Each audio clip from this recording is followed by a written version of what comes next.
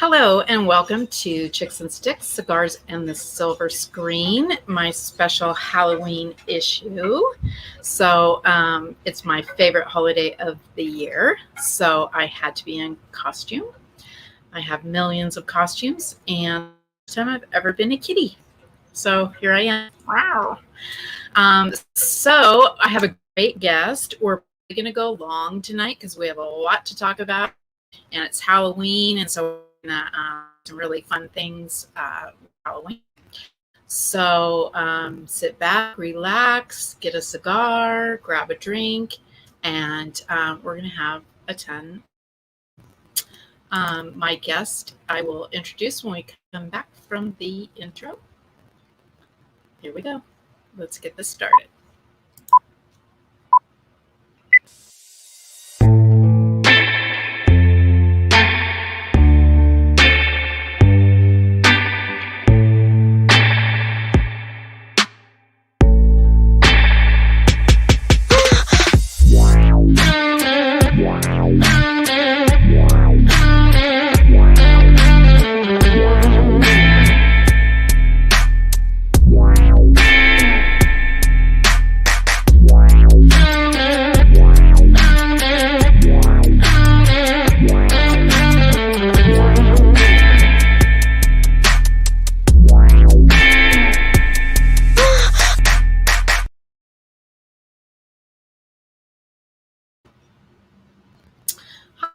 And welcome back. I'm going to bring in our guest, Kyle Garrett, who is the host of Dads Smoking Cigars show and also a voiceover actor. So we have a lot to talk about.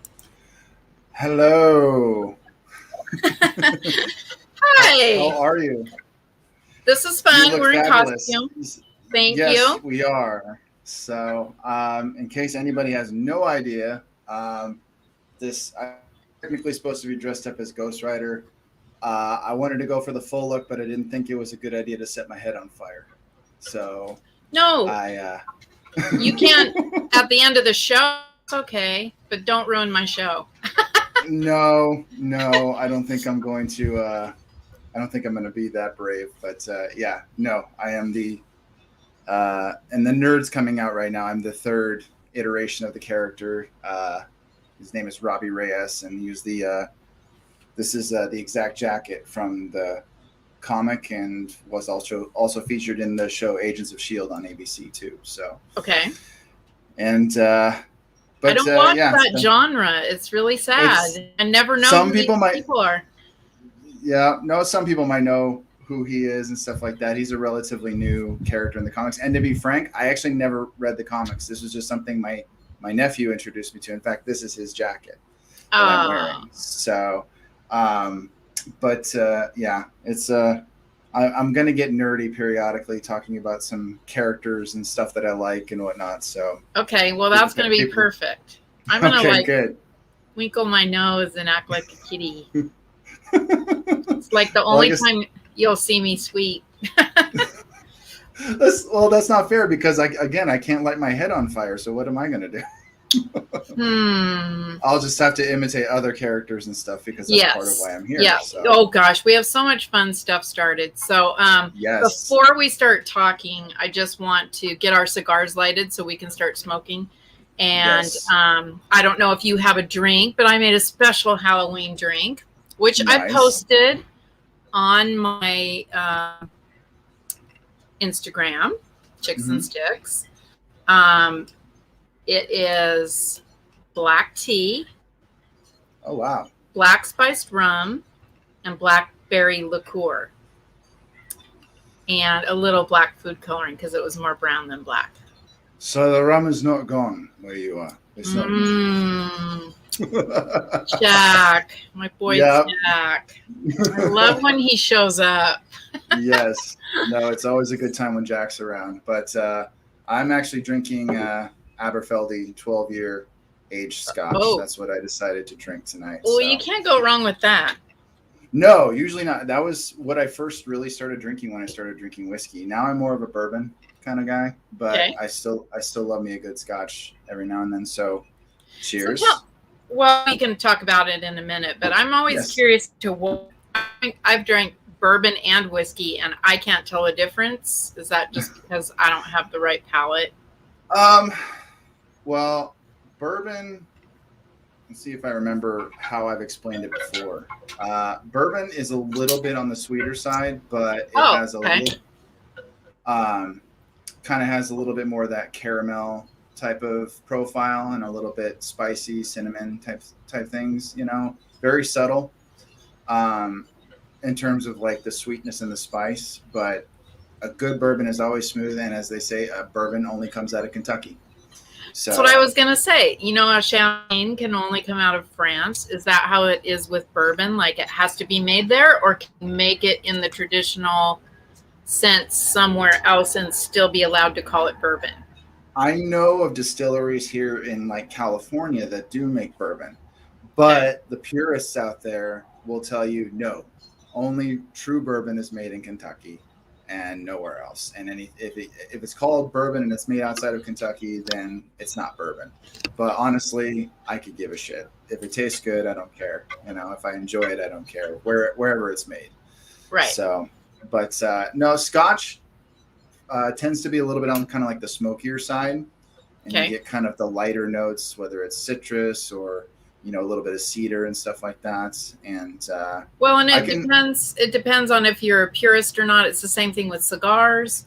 We have cigars that we call Cuban, but they aren't made in Cuba. They're made by companies that are using a Cuban recipe and maybe even Cuban seed, but they're still not Cuban. Not the genuine article. They don't taste the same. No, they don't. Depending, they might taste better than an actual Cuban. Maybe. So, in my experience, that it depends on whether you like Cuban, because Cuban cigars do have I'm not a Cuban fan. They do have a distinct flavor profile. They do. I don't mind them, but it's not something I go to. Me either. I know people found so many fun boutiques that I do that. Absolutely. Speaking of cigars, what are you smoking? What are you smoking? You first. Well, I just think it's October, and I have not smoked one of these yet. And I had to beg, borrow, steal, and cheat to get some. I only have 5 to my name, and I'm smoking one tonight, and it's a Fuente rare pink. Oh, nice. Awesome. Yes, and a lot of people told me that when they smoked it, they were like, you know, it doesn't really live up to the hype, and I feel like it needs to sit in a humidor. Well, I got these last October, so they've been in my humidor for a year, so I'm thinking that should be enough time. I would hope so, yeah. I'm thinking it's going to taste good. Yeah, I'm sure it will. Well, I'm not as fancy tonight, but I went with a cigar I've talked about. You've tried it at least once. And it is the La Mandaria by Casa Cuevas. Obviously, I have to represent my sponsor. And right there. So yes. That was the first Casa Cuevas I ever smoked, and it was fantastic. It is a very good cigar. It's their very first full-bodied cigar. And, you know, it's interesting to me because, and I don't know if it's because of the frequency at which I smoke, but they say it's full-bodied, you know, so full strength and everything like that. But I don't feel the strength so much. It never seems to affect me. If like somebody said, "Oh, be careful, that's a strong cigar," I'll smoke it, and I feel okay. I don't get a buzz. I don't feel like I gotta sit back down when I stand up, because that's happened before. You told me it was that people say it's strong. Yes, there are some people who say it's strong, especially if they have a lighter palate. Yeah. I guess what I would say about it, it's been a while, but if I remember, I have another one. I need to smoke it. Yes, I would say it's really full body. So its flavor strength is strong, but the strength of the cigar, I would just say is a medium, maybe creeping into full, but yeah, I would say pretty close to a medium. But it's got a really great kind of woody, earthy, slightly spicy flavor for me, and it never disappoints. Okay, we're all eager to know first thoughts of the rare pink. Really nice. Good. would have been unfortunate if like you had like a sour look on your face, like, like I don't know about this one. Really nice and spicy. I like it. Nice little bite, but really more cinnamony, maybe. Yeah. Maybe pepper, but I can't tell the difference between black pepper and white pepper, but I always assume white pepper is a little bit smoother. Yeah. And so I would say that it's more a white pepper and maybe a bit of cinnamon. Okay. Very nice. Sounds delicious. We'll see how it goes. Yeah. Yeah, you just got started. So let's get into the meat. Okay. Let's talk about, it's fun to have you on because you're a show host. Mm-hmm. So, and you don't typically have guests. You usually do a show with your dad, but you have had guests. So I have guests in the past. I think it was more frequent because like just to people who may not be aware, I have a cigar platform on Instagram and YouTube called Dads Smoking Cigars, and started about 3 years ago. And initially I was doing it with a longtime friend of mine named Tim Long. He actually has his own channel now called Cigar Show Tim. We did the channel together and the social media for about roughly 2 years. And then, things started changing and moving, and especially with COVID, we were never able to get together to do recordings because we would do reviews and other stuff like that. So come 2020, we talked and decided, he was already kind of doing something, his own thing. And I just said, we both amicably said like, hey, well, he told me Dad Smoking Cigars was your idea, so that's yours. He says, I would never, ever try to take that from you. So, maybe this is where we, do our own thing from now on. And I'm like, that sounds good to me. So it was, it was we were able to talk about it and it worked out pretty well. Mm-hmm. And, things have been going pretty well for both of us in regards to our respective channels, and I'm having a blast. And, but yeah, once upon a time, there was more guests on. I've had, musicians, I've had actors, I've had, people who actually have a big foot. Well, one friend of mine who has a huge footprint in Hollywood, he worked with Michael Jackson once upon a time. He worked for Warner Brothers for 8 years. Now he works for Disney in their feature film department. And so had him on the show about 2 years ago. So yeah, once upon a time, there was a lot more guests on. And then over time, it was kind of difficult to schedule that kind of stuff. As you know, even remotely, it can be challenging. God, the scheduling thing, and then you get people scheduled and then they get a hold of you and say, I can't do it. I got to move it. And then you're like, now I got to find somebody. Right. Exactly. Yeah. But you know what I love about your show is, and he's not always on, but most of the time your dad is on. And I just think that's super cool because you two look a lot alike. No kidding. Never heard that before. I know. And you act a lot alike, and he's like you are. And so your dynamic is super cool.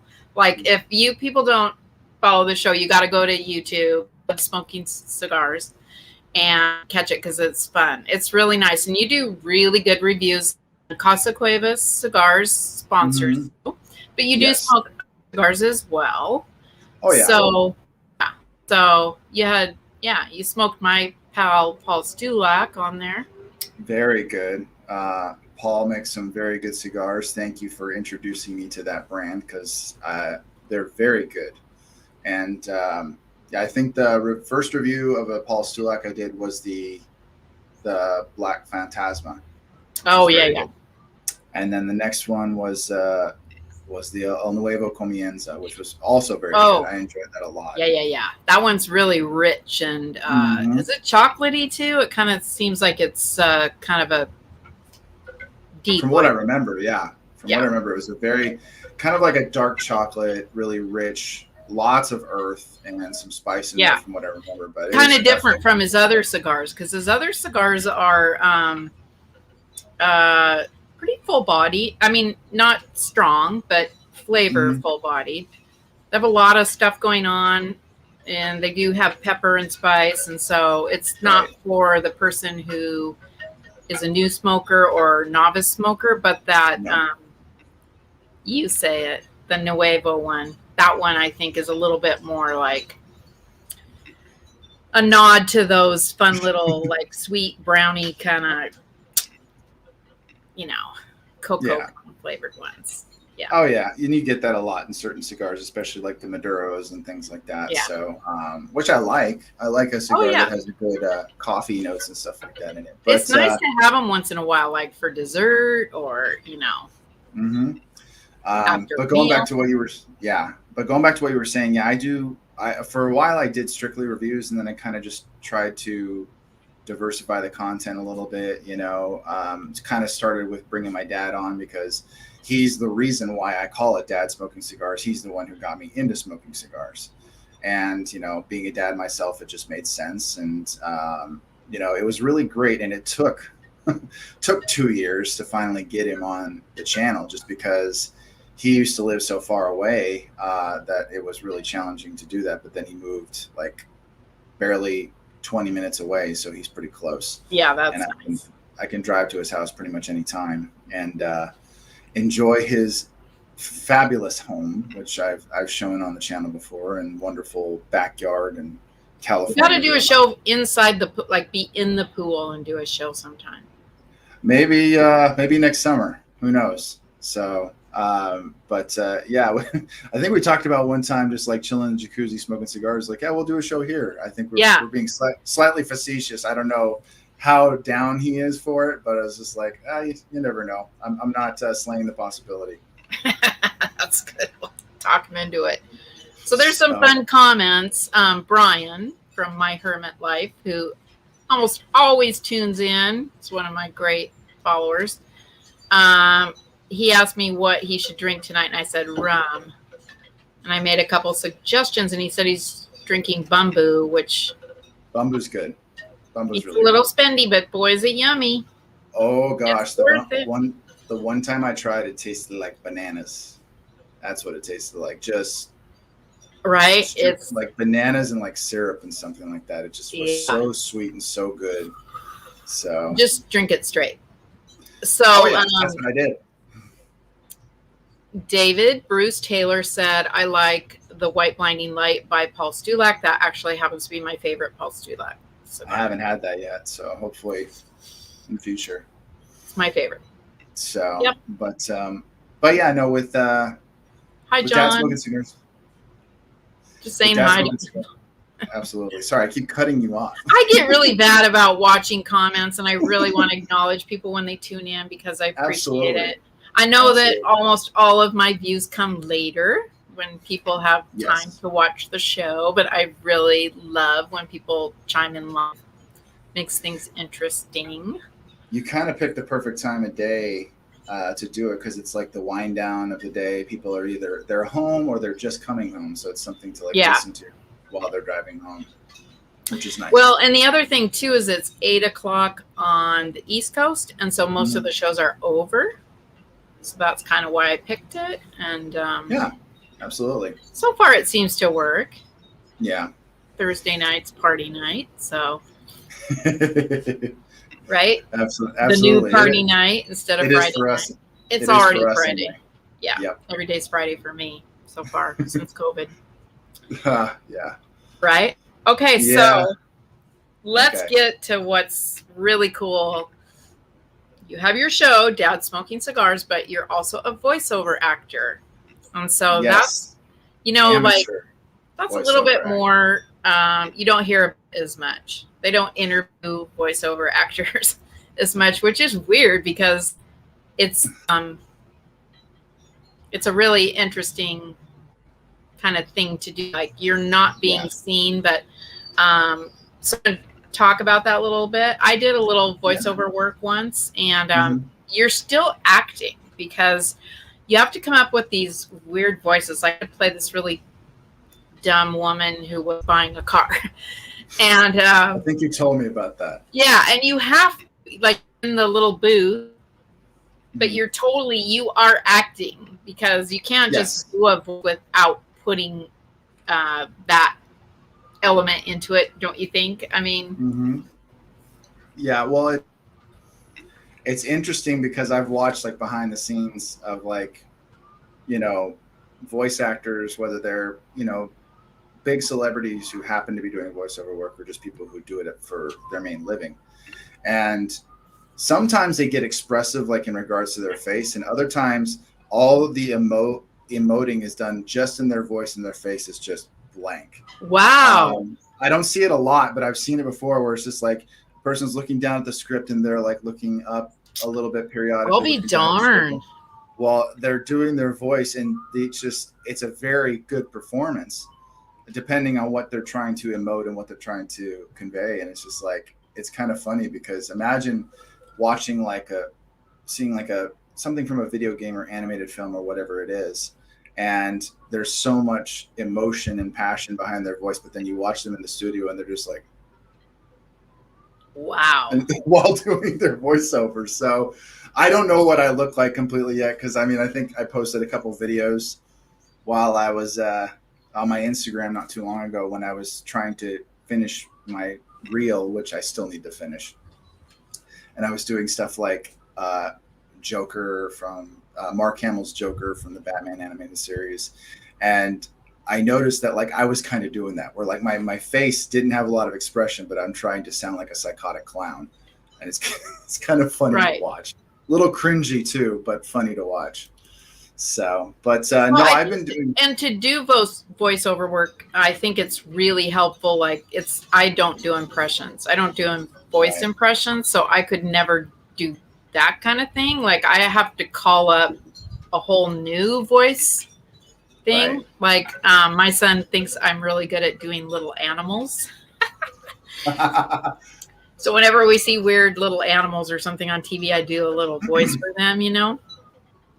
Right. But that's different than impressions. You also do impressions. So I do impressions, but the thing is, like when it comes to voice work, they don't want you doing impressions. They want your voice, but you know, coming across differently than you normally do it. Like, you know, when you're being given direction, they're like, they want it to be organic, they want it to be natural, but they also want you to convey a certain type of character and how it sounds. Okay. But no, I've been doing voices since I was a kid, impressions, accents, dialects. I mean, I found out, like, because I would listen to my dad, who he can do some impressions, but he mostly does like dialects, like being British and talking like he's from England, or being Scottish. I did that a lot when I was growing up. And, if you've ever seen So I Married an Axe Murderer with Mike Myers, no, I don't know. Okay, you need to watch it. We're talking about movies as well as all that kind of stuff. It is one of the funniest damn movies I've ever seen in my life. It hasn't aged well, but that's beside the point. It was made in the mid-90s. And Mike Myers, who played like Wayne in Wayne's World, Austin Powers, and stuff like that, it was on Saturday Night Live. He plays two characters. He plays his main character, the main protagonist of the movie, and he also plays his own father. Okay. Who is from Scotland. And apparently he took inspiration from his dad, because his dad was from Scotland and stuff like that. He grew up in Canada, but his dad was from Scotland. And so he'd be yelling different things, going on these different rants. So he's like, you know, like he'd come over to the house and like, give your mother a kiss or I'll kick you. You know, that sort of thing. Yeah. You know, going to the bathroom and he's, you know, Charlie, make sure there's enough paper and light a match, you know. So that kind of stuff I would do on repeat. And I don't want to say too many of the lines because it would be not necessarily spoilers, but it would take the fun out of it. But that's the kind of stuff I would do around the house with my dad. And that was when I found out I could make my dad laugh. Mm-hmm. So naturally I didn't want to stop doing that kind of stuff. So, but yeah, Cigar Adventure says, I love that movie and the father's character. Yeah, it's freaking hilarious. Yeah. So, oh, and I missed it. Amy says hi. Hi, Amy. So Demetrius said, Dan can fly in the kitty costume. And I appreciate the conversation between you two because this is very important for cigar culture. Absolutely. Well, yeah. I enjoy getting to have conversations with all manner of people, like whether it's at a lounge or you get connected through an event or social media. And I mean, that's how I pretty much networked and stuff with Dads Smoking Cigars, got to meet the people I met, make the friends I've made. So he's absolutely correct. But yeah, just I've done voices and impressions since I was a kid, but it wasn't until really the last year and a half that people started telling me, it's like, you really should consider going into voice work. And I'd done stuff similar to, like, not what I was thinking professionally. It was more of a hobby where I would do scary story narrations on YouTube. Oh, right. And I actually resurrected that channel. It was like, it's called Creepy Kile, which is a nickname I was given, not the creepy part, but Kile. It was somebody pronounced my name funny. Though I've never been accused of being creepy, because if I was doing it on purpose. But I did it for about a year and a half, and then come 2018, things were going insane, because I mentioned my nephew. This was his jacket. He passed away in 2018, and then 11 days later, my youngest was born, and so I kind of just put that on hold. I set it aside and let the channel kind of gather dust. But this year, I actually decided, what the hell, I'm just going to resurrect it and start doing that as something that could potentially gain a following. And the wonderful thing about YouTube is, if you do it right, you can potentially make money. Oh gosh, it's really good money. Yes, if you know what you're doing and you know how to work the system, then yes, it's very good money. So that's one thing. And it's you're talking about like doing different types of voices, and like my announcer voice, like, because I not too long ago got my very first paid voice gig. Yeah. And it was for this company called Quiet Cool, and they make Whole House fans. My brother works for their PR and media department. And so he hit me up, gave me a script, said, record this for me, and I'll pitch it to the PR and CEO.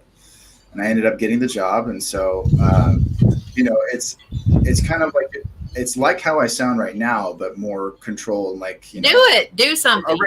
A radio announcer's voice. Like, I'm describing facts to you right now, and you may not care, but you're paying attention because of the sound of my voice.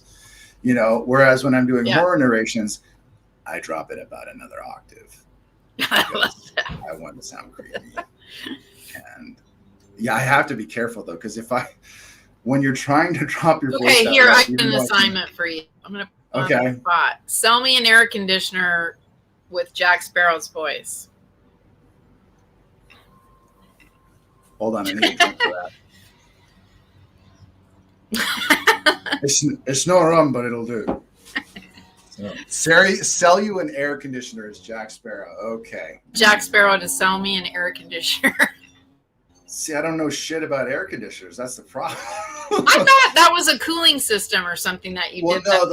Yeah, but it was details that honestly would not be useful for real life in terms of it's giving details. All right, we'll change it then. For air conditioner, I want Jack Sparrow to ask me out on a date. Would you like to go on a date with me? I've got rum. At least I think so. It might be going. That's in my heart, Peter. Wow, I was playing fast and loose with that one. And now we almost live in the same town. Yeah. We only live about 30 miles apart. No, but we got a lot of mutual friends, though. That's the nice thing, because we've been to, I think we saw each other at La Biblioteca. We got to hang out and stuff like that. And this weekend there's another event going on. So that's the beautiful thing about this, is that we get to occasionally cross paths. Yeah. And the distance doesn't make such a huge difference. And we get to do this too. So. Yeah. And it's really fun. I've made so many friends with cigar people who are here local. But I mean, I've made friends with people all across the country, and you end up seeing them at some cigar event. Yes. The big things, or they come for something else. They come for business, and they usually let me know, hey, I'm going to be in Los Angeles, and I'll meet them for a cigar. I've done that with several people. So same here. Take them to some great lounges. That's really fun. Yeah. That is fun, just because, you're able to actually get to interact with the people you only see on social media. And it kind of, and also I love California. And I think even with all the challenges we have with tobacco tax and all that. People love their cigar smoking, and we have quite a community here, and I like to show people that Absolutely. We're all defiant. We're all like, we're gonna smoke cigars no matter how much you charge us for a cigar. Fuck it. Yeah, pretty much. So yeah. Okay, so you do another impression that I love, which is Don Corleone. Oh yeah. So you gotta make an offer you can't refuse. You know? Yeah. Never have I been treated with such disrespect. I love the opening scene of The Godfather is like it gives me chills every time just because it's already a very poignant scene, you know, tense and everything like that. Yeah. You know, a man's coming to the Don to request justice for his daughter and stuff. And the way that Marlon Brando comes across is just he's gentle, but at the same time, he's someone you know, basically has an attitude of fuck around and find out. Yeah. You know, and, you know, just talking about like, you know each other many years. And I can't remember the last time you invited me over for a cup of coffee, even though your daughter is goddaughter to my, you know, I can't remember how he said it because I'm getting tongue tied right now. It's like, even though my wife is godmother to your only child, you know, I also know that you didn't call me godfather. You know, it was just like, the more he talked, the more tense I got. I'm like, oh shit. Tomorrow I was like, dude, you're dead. You know it's not going to end well for you. Yeah. Mm-hmm. Something about Italian mobsters, right? Oh yeah, and that was like the very first, the book and then the film. That was the very first piece of like media that actually depicted the mob accurately, from what I understand. Because you know, prior to the 70s, you know, when the film was made, all the gangster flicks were kind of like the, you know, shoot 'em up gangster flicks, and they were kind of, you know, cheesily acted, like, you know, I'm gonna rob a bank, see, that's kind of ridiculous. Yeah, stuff. exactly. And it wasn't, you know, it wasn't anything you could take completely seriously, but I think that was just an element of old Hollywood where, depending on the film, even when they were trying to be serious, you still couldn't take them 100% seriously. I think it's because of the acting style back then, you know, the way they spoke in film and all of that. But what I loved about that movie too is that they go back to Italy and they kind of show you the culture and the old world part of all that, and how all those traditions and how all that begins, and how they're gangsters, but there's a code. Yeah, there's a like code. Pirates. There's a code, and you don't mess with the code, you know. Yeah, and I was always, whenever I watch a movie, I get so mad because what's her name is like married to a gangster. I'm like, girl, you're blowing it. Like, God, he can buy you Versace, and you're blowing it, man. Just do it. I need me an Italian gangster. Are there any today? I don't know. Are they all in prison? The Cosa Nostra is still very alive and well. It operates differently. Well, I've met an actual former mobster, man by the name of Michael Franzese. He was a captain in the Colombo crime family back in the 80s. Okay. He was one of the youngest crime bosses that there ever was, and he made tons and tons of money. And they called him the Yuppie Don because of how, like, he wore the flashy 80s suits. He was like, he looked like an episode of Miami Vice. And but you know, he got in a lot of trouble. Rudy Giuliani. I bet his lady looked nice. I bet she was fine. She's all beautiful. That designer stuff. She's beautiful, though I don't know how much designer stuff she wears. But he got out and he served time, and now he's a motivational and Christian speaker. Actually, he spoke at a church I used to go to. Okay, so, I might divorce him if that happened. Oh gosh, you're mean. No, he's actually. That. Well, he's a very nice man, though. He's a very nice man, and he's you know, nice to talk to. And you hear him talk, and you hear almost every stereotype you've ever heard when he's, you know, saying, forget about it, you know. Yeah. You know, whatever, forget about it. Well, but that's the thing too. There's a lot of these characters in like New York or something. Mm-hmm. Right. And I so need to they kind of have travel. yeah, I'm checking out New York first of next year, so I'm sure I'll hear a lot of stuff that I'm going to either like pick up or try to imitate at some point. But I think I just need to get my passport and go to Italy. And I think if I wore this pink wig, it would go over really well. okay. I think the Italian guys would like the pink wig. I've got Maybe. blue eyes, so that's really different and odd. They might. I don't know. Give it a try. But no, it was Godfather is one of those movies where like the pacing can be a little bit hard to get through because it's a long movie, but it's one of the most brilliant films. God, it's so well done, though. Yeah, so well done. It's so well directed, and even I think in those slower moments, it still is a momentum. You know, there's not a scene that doesn't further the film. Right, exactly. First and the second one were great. I hated the third one. Yeah, it's terrible. It was pointless. I don't know why they did it. And having Sofia Coppola play his daughter, gosh, it was terrible. Terrible. Yeah. They had Winona Ryder up to play that part initially, and she had to drop out because I think she was filming Dracula at the time. Oh. And so, which is another Francis Ford. Well, actually, no, that wouldn't have been it because Francis Ford Coppola directed that too, so that wouldn't have been it. But something happened and she couldn't take the part, and so we got stuck with that, horror show. So she's a great director. She's not a good actress right. at all. Not at all. And kudos to her too, because there are not very many female directors, and it's really nice to see them doing something. No, very talented director, but acting is not her strong suit. I'm gonna be 100% honest. Directors can't always act, right? I mean, no.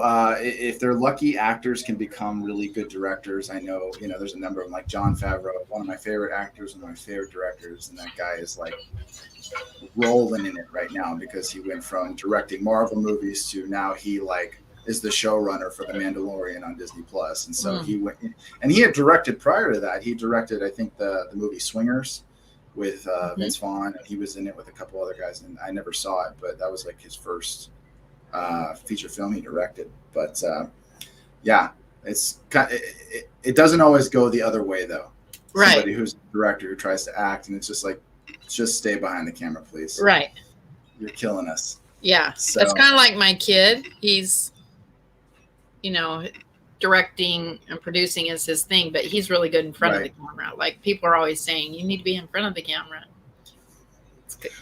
Which is kind of nice. I mean, I think it's kind of nice if you are in front of the camera a little bit, and then when you direct, you kind of have this understanding of how both sides work. Right. I apologize, but the jacket needs to go. I know it's warm here. Yes, I have fans on, so it was nice and cool. I cooled down the studio before I came in here, but I've hit a wall. I can no longer wear the jacket. Yeah, it's October in California, and it was 86 today, I think. Yes, it was like 91 here in Corona. Yeah, I had my AC on. Which is disgusting. So I love it. When it rained the other day, I was so bummed. I was coming out of a building, and I came out of this building, and there was a guy standing there, and he was like looking out at the parking lot of his car, and it was just pouring. And I just said, "Fuck, I moved away from Oregon. Right? What the hell's going on around here?" Yeah. See, I'm the total opposite. I hate summer. I hate it because I get hot and I get irritable. I did pool service for 11 years, so I'm biased.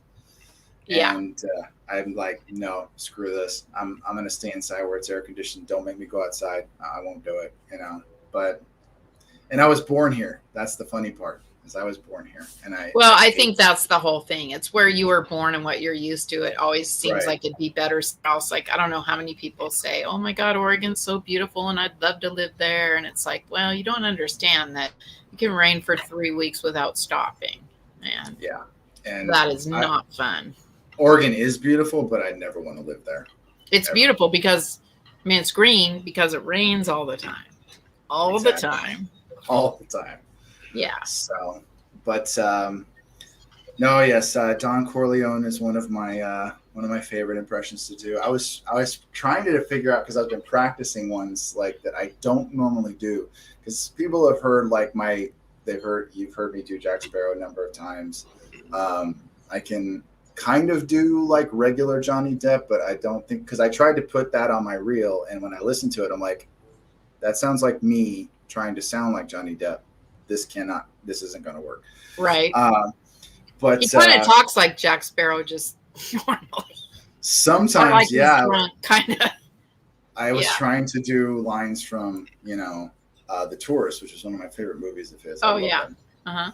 And where he's on the train and stuff like that. And Angelina Jolie is saying to him, like, you're the one who reads spy novels. Tell me who I might be. And he's like, well, I think you're a diplomatic attaché who has to cover something like microfilm. It's usually microfilm, right? And I'm like, I tried to do that, and maybe it sounded okay when you just heard it, but I was just like listening to myself do it, and I'm like, no, that sucks. But no, who else? Like, yeah, I did Liam Neeson on my TikTok, which actually got a pretty good response because Liam Neeson. Like, it's always the taken. I will find you, and I will kill you. Exactly. Hold on. I'm gonna go into Liam Neeson mode. So okay, good. I'm gonna lean into the microphone so it's loud and clear.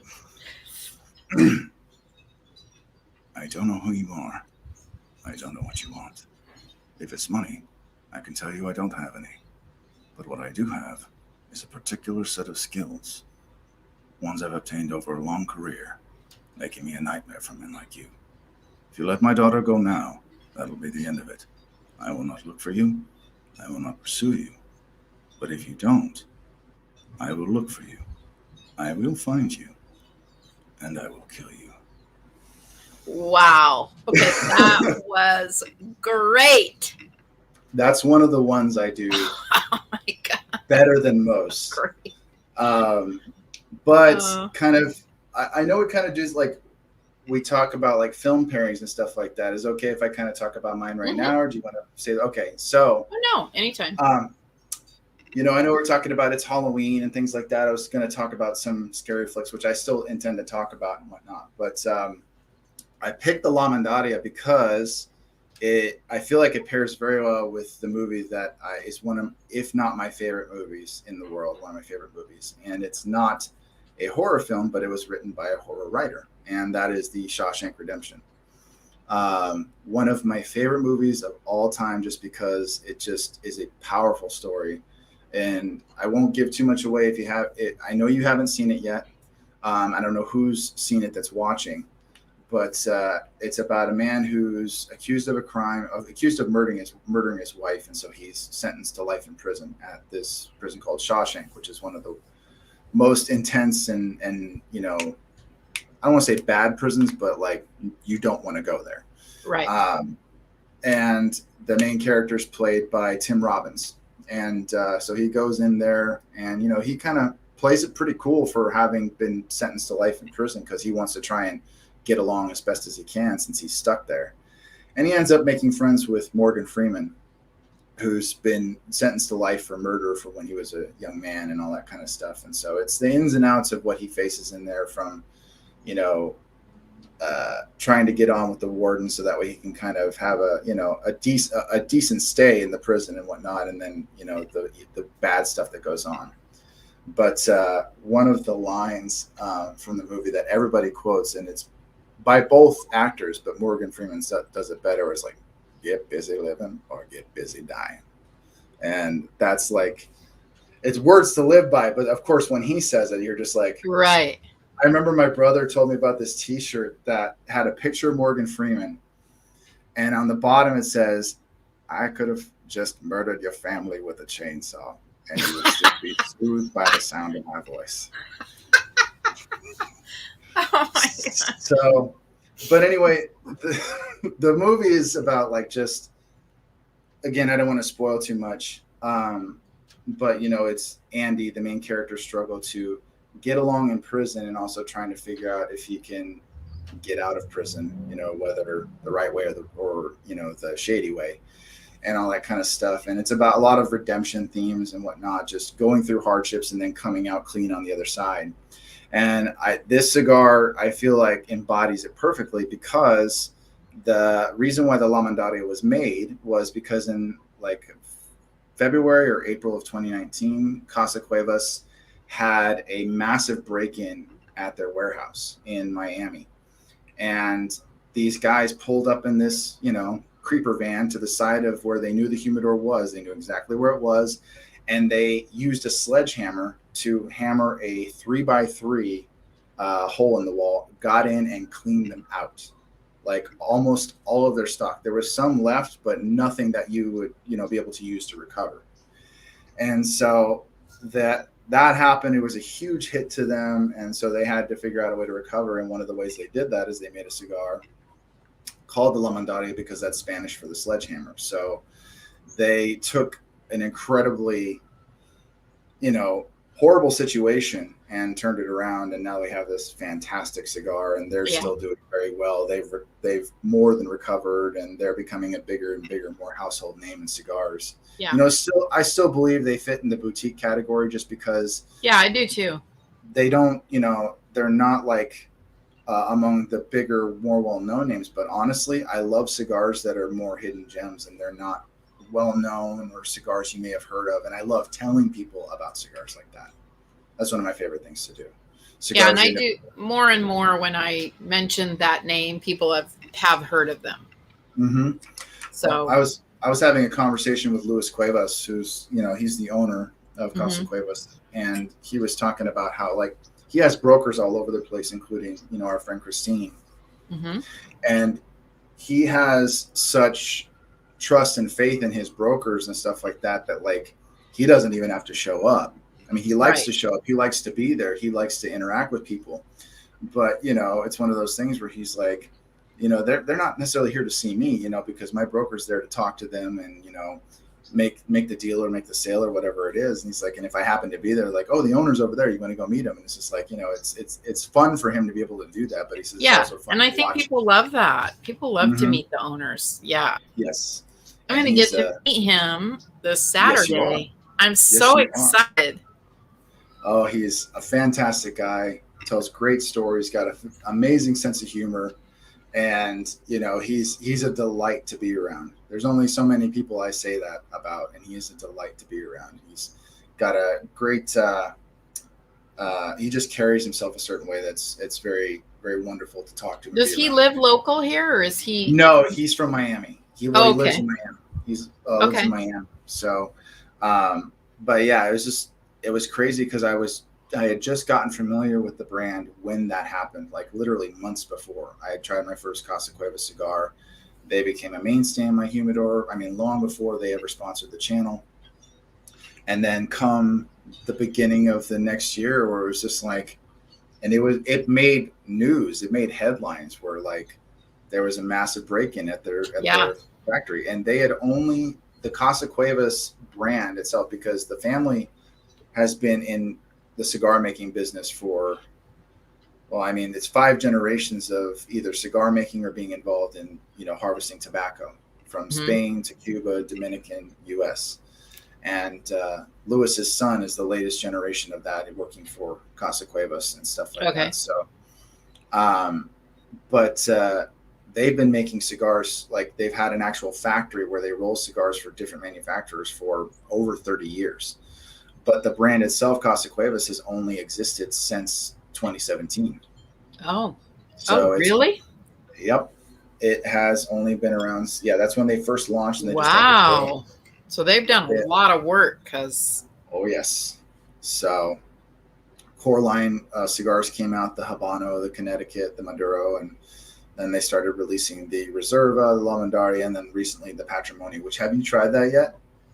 I gave you one. You gave me one. I thought about smoking it tonight, but it was really important for me to smoke a breast cancer. Oh, absolutely. Absolutely. Cigar. I know how important that is to you and what that means to you. And so, I would. Yeah. No, absolutely. But I think maybe I will bring it on Saturday and smoke it.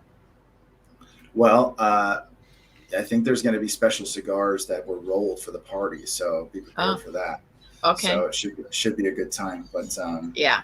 But yeah, definitely give it a try. Bring it or try it beforehand. Either way, you're going to enjoy it. It's a very good cigar. Yeah. But yeah, no, that's why I picked this cigar and that movie. One of my favorite movies. I could watch it over and over again, and it still is just very, very powerful. And it kind of blows you away that it was written by Stephen King. Yeah. Because I've read his horror work, and I love Stephen King. He's one of my favorite authors. But he also, forays into stuff like, Shawshank Redemption, The Green Mile, and other stuff that's not horror related, and it's still very good. He has a very captivating way of storytelling. So yeah, because there are a lot of people that get pigeonholed. I mean, because what they do is so good, the genre they do is so good that their films are always that way. Like again, I go back to Morgan Freeman because now he makes fun of himself and the fact that everyone wants to hire him to voice over their project. Who's the horror writer? Del Toro is his last name, but it's not Benicio. He's the actor. Guillermo. Yeah. Okay. Yeah. Yeah. I saw him speak once. He came to Portland and went to one of our local theaters, like where they show movies, second run movies, and you can have wine and all this stuff. It's really cool. And he was there, and so I went and listened to him speak, and it was very interesting. But he kind of does. I can't imagine him doing something that would be not horror. He's either horror or he's kind of like, because he did the Hellboy movies, which I don't know if you've ever seen them. Yeah, and isn't there a movie just recently put out by him? I think so. Like within the last 6 months. Hold please. Now I'm having to look it up. Yeah, I can't think of what it's called, but it seems like I saw the trailer for it and his name was up there. And he wrote a book. He writes too, because I got a book the night he spoke and he signed it. And so he writes too, but he's he's an eccentric guy. Yeah. Very. But I like his work. His work is fantastic. Yeah. The first. Oh wow! It won't let me load anything. Oh well, but it won't. Oh okay. Well, no, I went on IMDb and it wouldn't let me do anything. But it's funny. The first movie of his I ever saw was Blade 2 with Wesley Snipes. Okay. Because I saw the first Blade movie when I was a kid, and then the second one came out right after I graduated high school. It's a gnarly, bloody flick, but he is a very good director, and he tends to cast Ron Perlman in almost everything he does. And you want to talk about somebody who does excellent voice work. Ron Perlman does, because he's got that very deep and very captivating voice. One of those very deep and captivating voices that when he does voice work, I don't think I can imitate him because he's one of those actors who kind of has an inimitable voice. But I don't know if you remember the show that was on for a while, Beauty and the Beast, the actual like primetime show with Linda Hamilton. He played Vincent.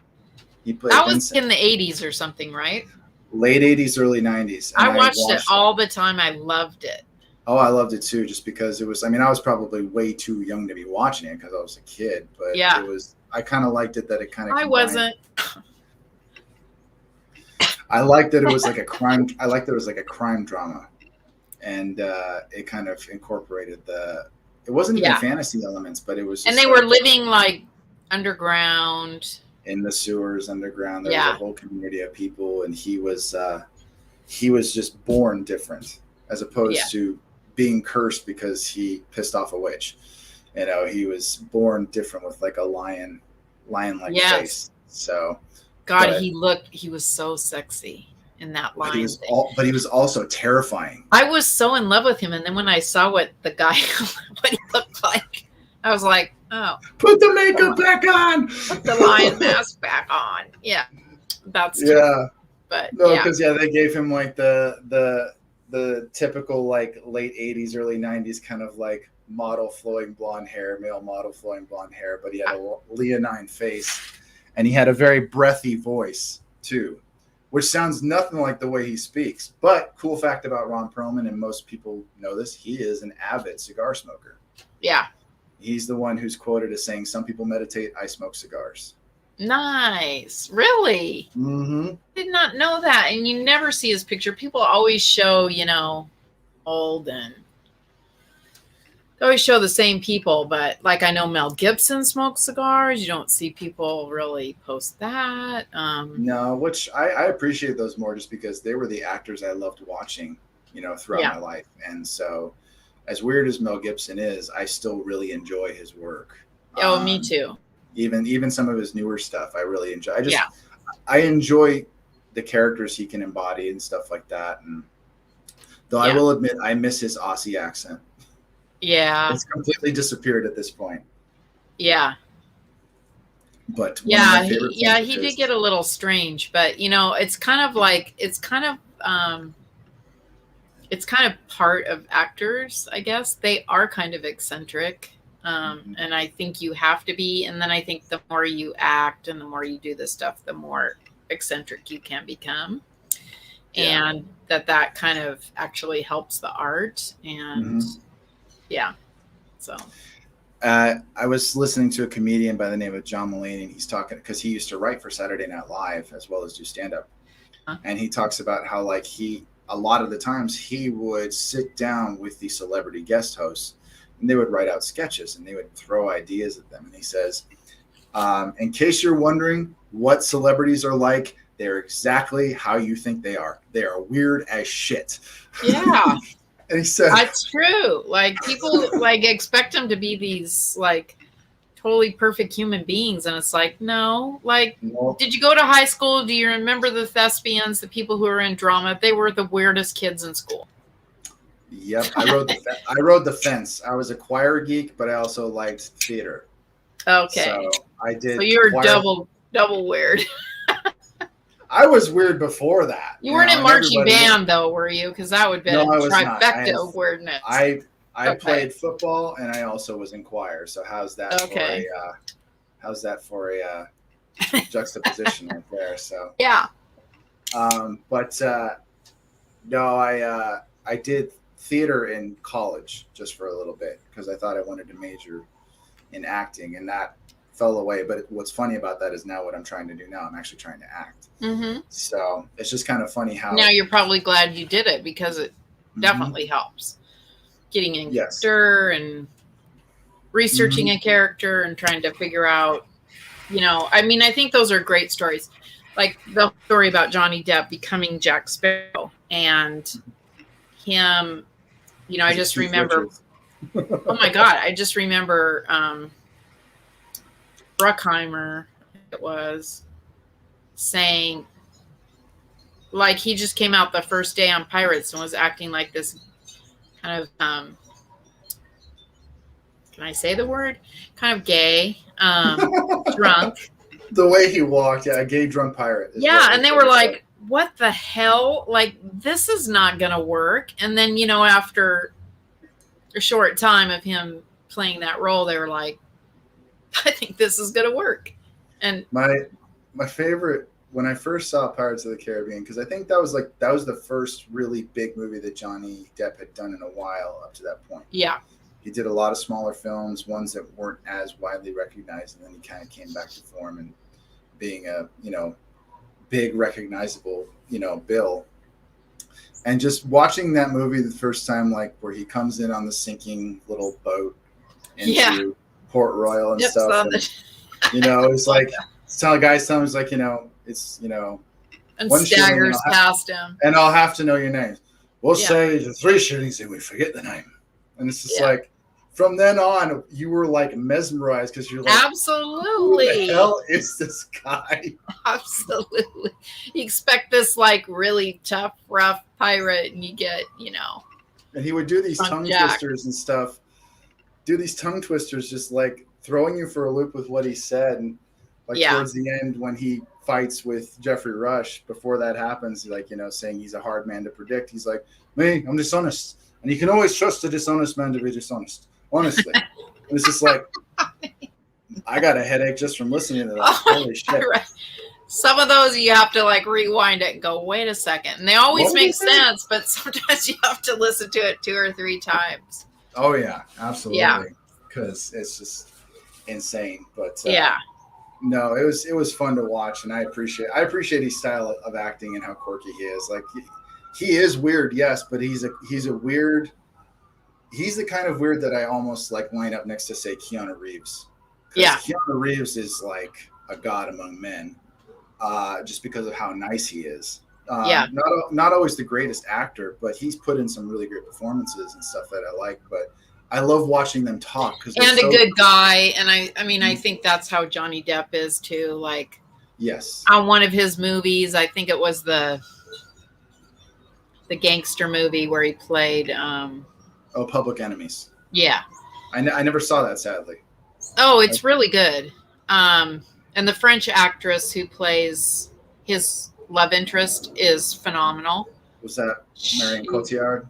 Yeah, really amazing. Yeah, she's great. Yeah, but I guess it was really cold on the set or something, and he bought coats for everybody. Like, he went into a store and bought $200 coats for everybody. You know, it's just stuff like that you don't always hear about actors, and then we're always, I think, really quick to judge them and get down on them because they're money, but a lot of them do things that don't always make the news. No, absolutely. So. But going back to voice acting, because it's a story that that I haven't told a lot of people, and I don't think I didn't share it on social media or anything like that. Mm-hmm. But one of the coolest things that happened to me recently is, like, I have a good friend who lives in Arizona, and I was there recently, got to hang out with her and a few other of my friends that I know there. And she works the box office at a very well-known theater in Phoenix, community theater. And not too long ago, or they're about to, I can't remember if it just happened or it's about to, they had like the very well-known ballet company out of Arizona, nationally known, to come through there. So they've had some big acts come through. And one of them that came through was they had Animaniacs live there. And they had, like, I think the 3 original actors who did, like, Yakko, Wacko, and Dot and stuff. And, my friend, whose name is Jill, she got to know Robert Paulson, who does the voice of Yakko. But the thing is, though, he has such a prominent voice throughout so much of, like, my childhood in terms of cartoons and things like that. He was very prominent in Warner Brothers productions, not just Animaniacs, but also Batman the Animated Series and a few other ones that I used to watch. And Jill told him about me and asked him to send me a video message, which I think she was like thinking it was going to be 30, 60 seconds. And he talked to me for 5 minutes just in that video message. Wow. It wasn't a live video message, but it was one that she's like saying, I had to put it in my drive because I couldn't send it to you any other way. So I downloaded it. And as I'm listening to it, because it wasn't anything generic, it wasn't anything like, oh yeah, if you do this and this, you'll be all right. And make sure you do this. And it was very genuine, very heartfelt, very, very just direct. Like, he was talking right to me, and having grown up hearing his voice, it got me very emotional. So it was a very cool thing to have that happen. And it's something I go back to whenever I'm thinking, like, fuck, can I actually do this? Am I going to be good at this? Can I actually, succeed at this? Yeah. And, going back and listening to his words and stuff like that, advice like, don't do it for the money or you won't make a cent.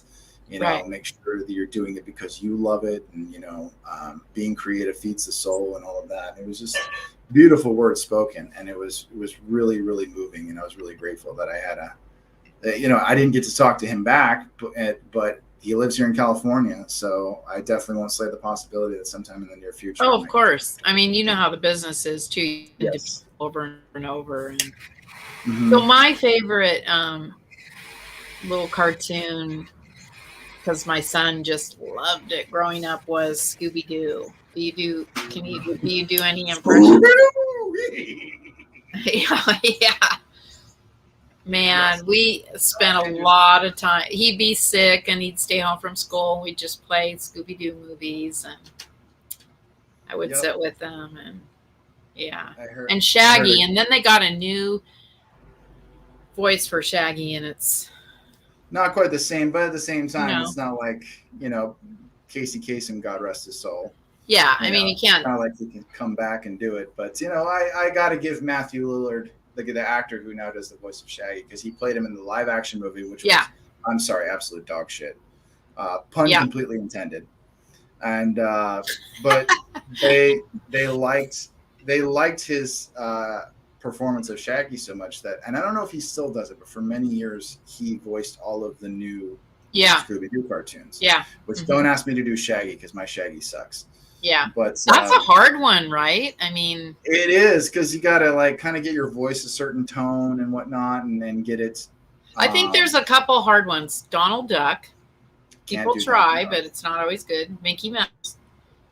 Yeah, I've heard some pretty good Mickey Mouse impressions. Don't ask me to make my voice go that high. It won't work. Yeah, see, I think all three of those are not easy.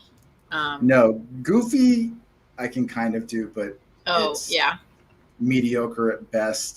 There's a number of Disney characters I can't completely do, just because there's so many unique voices in like the main character lineup and even some of the films and stuff like that. It's just like, I'm gonna have to practice a little bit more. I'm better at doing celebrity impressions and things like that. Okay, you pick one. Okay. I want to hear one more. You pick one. What's one? Okay, actually, there was one that I wanted to do. I need to take a drink of water before I do it, because the voice goes all over the place. I'm not going to say who it is. You're going to have to guess, and it really shouldn't be that hard. So, when you light your cigar, you got to make sure that the flame doesn't touch the foot. It's not something you do. You don't touch the foot of the cigar. You just ever so slightly. Who am I? Christopher Walken? Of course. Okay. Yeah, now that's a weirdo. He's a weirdo. But I hear he's also the nicest guy. Yeah, I would. Weird. And I what's could see funny that. Is the reason why he talks the way he does. I just found this out, and I don't have it 100% like the facts and how it's said, but I guess when he was a kid, I think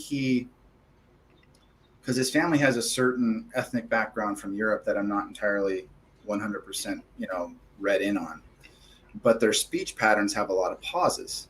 Okay. So he would hear them talking, and that's kind of why he does the whole thing where he'll pause and then he'll keep talking.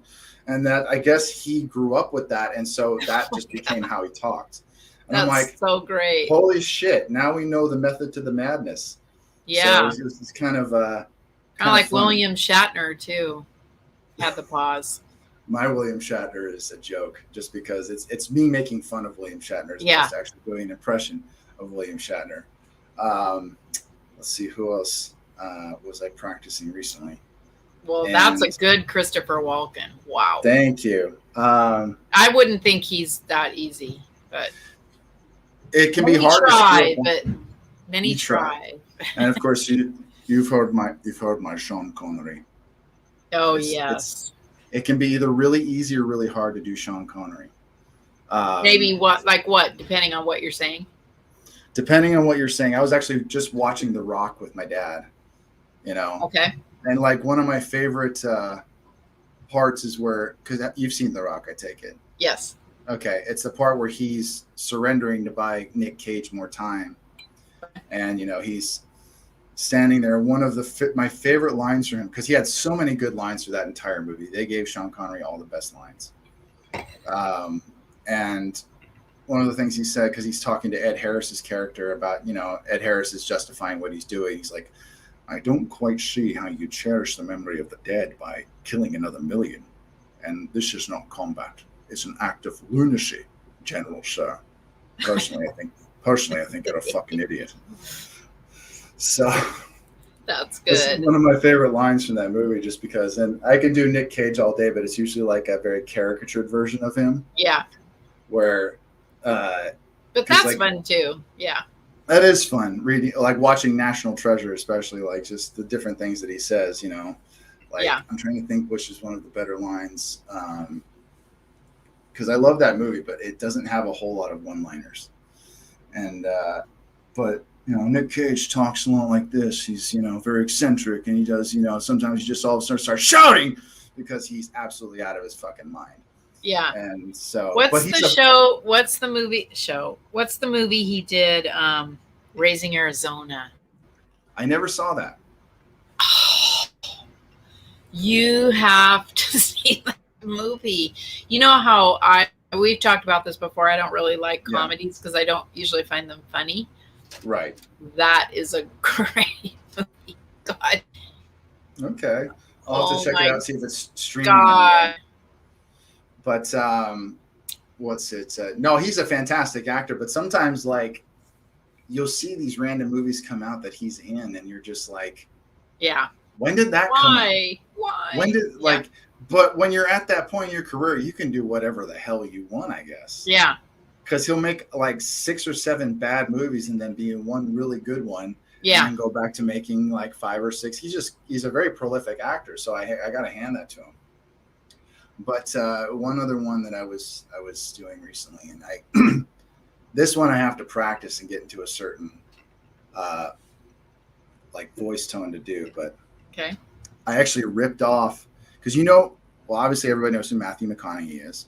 Yeah. But you know how he does one of his new things now is he does like the Calm app, where you fall asleep listening to his voice. Oh, really? And so yes, and he was on like Green. That. He was on. Who wouldn't? I think I might like that. Yeah. But he's on Graham Norton as a talk show in the UK, and Michael Bublé was on there too, and he's like, Graham Norton was saying, it's like, you have something interesting to tell Matthew, and then Michael Bublé is all saying, yeah, my wife and I we sleep with you every night. he's like, oh, all right, I want to hear this, that sort of thing. But I kind of did something because there's this comedian who talks about his son, who he says, either he's an idiot or he's a super genius and he's screwing with me. Because he said one time I said to him, hey, buddy, sky's the limit. And he's like, I don't know why people say that when there are footprints on the moon. And he's like, okay, you need to leave the room right now because I can't handle what you just said. Wow. But I kind of took that and I'm like thinking that sounds like something Matthew McConaughey was saying, like an inspirational tape. He's like, yeah. So give me a sec. We've all heard it said that the sky's the limit, but what they don't realize is there's footprints on the moon. Oh, that's great. I totally stole someone else's line and attributed it to Matthew McConaughey. So, because he's Southern, he's from Texas, but he just has this ridiculous way of speaking. Is he from Texas? He is from Texas. Oh, okay. If I'm not mistaken. So, yeah, he's a Texas boy, but I hear he's also the nicest guy. Yeah, I've heard really that nice too. So, but yeah. No, So what about women? Do you do any women? Like, can you do Katharine Hepburn? Shake the head. I can do an impression of Katharine Hepburn, rather, that a comedian did. Okay. Yeah, because with her, it's so odd. I mean, it's not quite odd enough. You have to accentuate. You almost have to accentuate her to get the Catherine thing across, and you have to shake your head.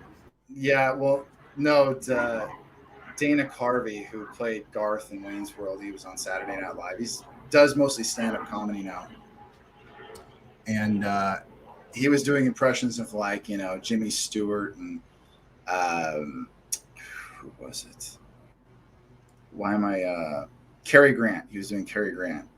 And he's talking about how, like, at the time, Hugh Grant got busted for being in a car with a prostitute. And oh, right. I remember that. He says, if that had been Cary Grant, they just would have dismissed it because it's like, an Irish cop would have pulled him. He's like, oh, Mr. Grant, could you take it to Mulholland Drive if you would? That sort of thing.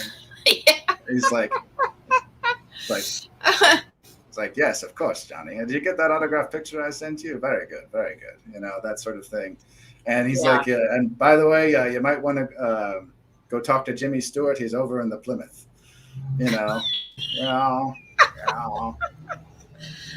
Just throw a lasso around the moon and bring it down for you. But and he's talking to the cop saying, would you like to meet my date? And he's like, and then my dad said this was Katharine Hepburn, but I had no reference at the time. It's like, would you two just stop your jabbering? Yeah, that's her. It's like Jimmy Stewart saying things like, I think she's flooded. Yeah. So shaky head, shaky voice. Yeah, yes. Wow.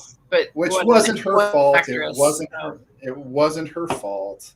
She had a neurological disorder. That's right. I mean, she didn't talk like that when she was younger. No. I don't think I could do Humphrey Bogart. That's a little bit. I need to listen to him a little bit more. That Cary Grant and Jimmy Stewart were the more caricatured versions. Yeah. Yeah, but that's always fun. I think most people have heard my Arnold or Sylvester Stallone because I think I posted a couple things. I don't think I have. Well, you'll have to go back on my personal Instagram because I did a TikTok thing where it's like Arnold and Sly talking to each other. Okay, so your personal Instagram is Kyle _D Garrett. I have a thing for underscores apparently. Well, I have them too. They're spaces. Yeah, I know. But you try to use a space, they make you do an underscore. I have an underscore too, but 2 of them. So it's Kyle _ the letter D _ Garrett with 2 R's and 2 T's. Correct. So, but what's cool about your personal page too is when you do a lot of these voiceover auditions, you post them. Mm-hmm. It's just fun to share because it gives it's your own marketing and you give yourself exposure and things like that. It's also fun to get feedback. I'll admit there might be somewhat of an attention whore in there somewhere, but it's way tucked in the back, so but I enjoy getting feedback and seeing what people say. I'm not hoping they all just tell me, oh, you're so good. People do say that, but it's one of those things where I want honest feedback, and I follow a number of voice actors and I've gotten some pretty good feedback from them. Oh, that's good. So, which is good because you want it from people who actually are in the business or because I listen to it and I'm like, I love it all. But I'm not very good for feedback. But no, I appreciate it. I really do. I mean, it's encouraging either way. But one of my favorite Arnold Schwarzenegger movies is Last Action Hero because it's very meta, and he's poking fun at himself throughout the entire film. That's what I love about it. Yeah, he's mocking every trope and every stereotype that's been applied to him up to that point in his career, which they still exist. Right. And I don't know if you know who Charles Dance is. He's a British actor. You might recognize him if you saw him. He was in Game of Thrones. He was in a few other movies. Did you ever see The Golden Child with Eddie Murphy?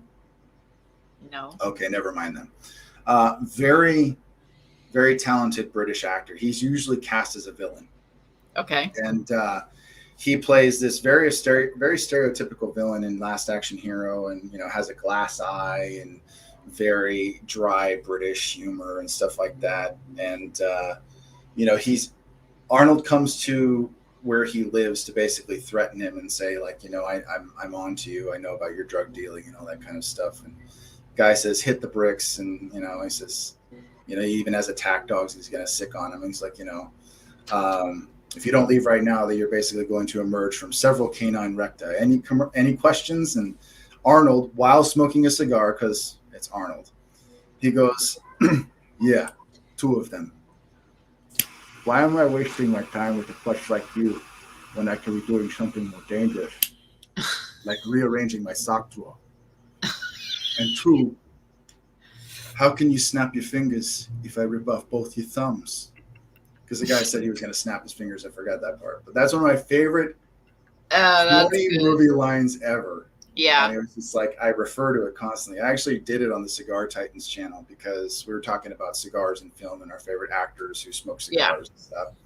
And obviously Arnold is one of them because he's been an avid cigar smoker for 40 years. Yeah. But that's one of my favorites. And I try not to do the very overly done Arnold Schwarzenegger impression because everybody does the whole that sort of thing. Which is, it's funny, but it's been done. So when Gosh, remember Saturday Night Live and We Will Pump You Up? So, we are going to pump you up. Yeah. I tell you now, you believe me later. I can only do one impression, and it's... Which is? Sparrow. Jack Sparrow? Uh-huh. Oh, really? I've never heard you do Jack Sparrow. It's very short. You want to hear it? Sure. I need something to hold. Okay. I'll hold my drink. Okay. I get a jar of dirt. I get a jar of dirt.